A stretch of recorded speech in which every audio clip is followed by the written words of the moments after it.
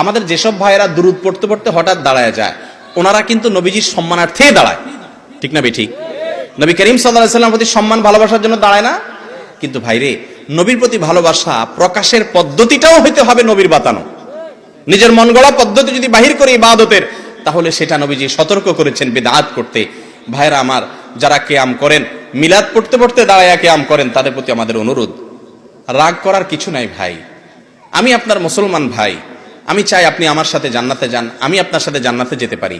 আমি আপনার ভালোর জন্য বলছি। আপনি যে সমস্ত আলেমরা আপনাকে বলেন কিয়াম করার জন্য, ওনাদেরকে অনুরোধ করেন যে হুজুর, কোরআন হাদিসে কোথাও আল্লাহ নবী সাল্লাল্লাহু আলাইহি সাল্লাম কি দুরূদ পড়তে পড়তে দাঁড়ায় যেতে বলেছেন কিনা, যদি বলে থাকেন সেটা কোথায় আছে আপনি দেখান, আমিও একই আমল করব ইনশাআল্লাহ। আর যদি না থাকে, তাহলে সেক্ষেত্রে নিজের মন গড়া যদি আমি ইবাদতের পদ্ধতি বানায় নিই, তাহলে বেদাত হবে, আর বেদাতের ঠিকানা হবে জাহান্নাম। ভাই আচ্ছা, আমরা নামাজের মধ্যে দুরূদ কি আপনাদের এলাকায় বসে পড়েন না দাঁড়ায় পড়েন? নামাজের মধ্যে শেষ বৈঠকে দুরূদ পড়েন না আপনারা? এই দুরূদটা কি বসে পড়েন না দাঁড়ায় পড়েন?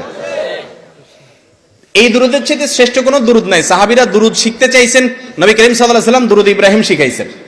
দুরূদ পড়তে পড়তে যদি দাঁড়ায় যাওয়া লাগতো, তাহলে সাহাবীরা, রাসূল আকরাম সাল্লাল্লাহু আলাইহি ওয়াসাল্লাম, এমনকি আমরাও নামাজের মধ্যে দুরূদ পড়তে পড়তে দাঁড়ায় যেতাম, ঠিক না ঠিক? নামাজের চাইতে গুরুত্বপূর্ণ কোনো অবস্থা মানুষের হতে পারে? সেই জায়গায় দুরূদ পড়তে পড়তে যদি দাঁড়ানো না লাগে, তা নামাজের বাইরে কেন দাঁড়ানো লাগবে? ভাই কথা কি বুঝছেন না বুঝেন নাই? দুরূদ যদি বসে পড়লে বেয়াদবি হইতো, তো আল্লাহ তাআলা বসে নামাজে দুরূদ দিতেন না, বলতেন দাঁড়ায়া সূরা ফাতিহার সময় দুরূদ পড়ার কথা, ঠিক না ঠিক? অথবা বসে আছেন, আত্তাহিয়াতু করছেন, দুরূদের সময় দাঁড়ায় যান। আল্লাহ তাআলা কি এরকম করে নির্দেশ দিয়েছেন? তাহলে আপনি নামাজের বাইরে কেন এটাকে জরুরি মনে করতেছেন? আমার কথা কি বুঝতে পারছেন?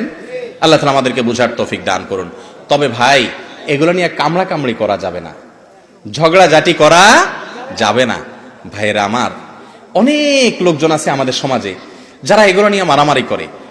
যদি কেউ কিয়াম করে, আমার কোনো ভাই করুক, তার সাথে ঝগড়াঝাটি বা গন্ডগোলে যাবেন না। এই গন্ডগোল করার কোনো অনুমতি ইসলাম আমাদেরকে দেয় নাই। আপনি না করাটাকে মনে করতেছেন সুন্নাহ সম্মত, আপনি করবেন না, কিন্তু কোনো ভাইয়ের সাথে ভেজালে যাবেন না। এলাকাতে আজ মুসলমানদেরকে শয়তান অনেক রকম ভেজালের মধ্যে লাগাই দিস। আমি মাসআলাটা চেষ্টা করছি কোরআন হাদিসের আলোকে আমার দৃষ্টিভঙ্গি তুলে ধরার। যদি আমারটা ভুল হয়, তাহলে আরেকজন তারটা তুলে ধরবেন, মানুষ সঠিকটা গ্রহণ করবে। কেউ যদি কোনো আলেমের মাসআলা ফতোয়া শুনে আমল করে না, তিনি ভুলও করেন, তার বুঝে মনে হয়েছে এটা সঠিক, তারপরে দেখা গেছে ভুল, ইনশাআল্লাহ আল্লাহর কাছে মুক্তি পেয়ে যাবে, নাজাত হয়ে যাবে, তো আপনি ঝগড়া করে লাভ কি? বুঝতে পারছেন কথা?